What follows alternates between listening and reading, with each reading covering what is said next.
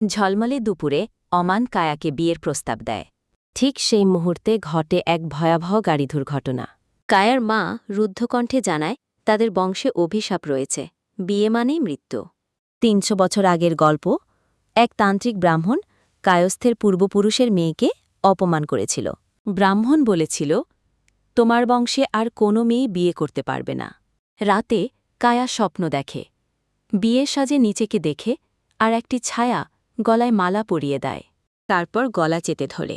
অমান, কায়া এবং প্রফেসর পাণ্ডে একটি প্রাচীন পাণ্ডুলিপির সন্ধান পায়, যাতে লেখা আছে অভিশাপ মুক্তির উপায়।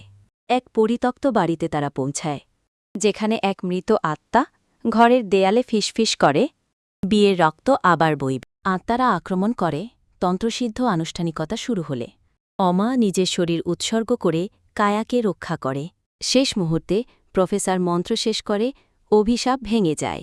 অমা মৃতপ্রায়, কায়া কাঁদছে, অথচ শান্তি এসেছে। অমার শেষ কথাগুলো, ভালোবাসা মৃত্যু মানে না কায়া, আমরা আবার দেখা করব।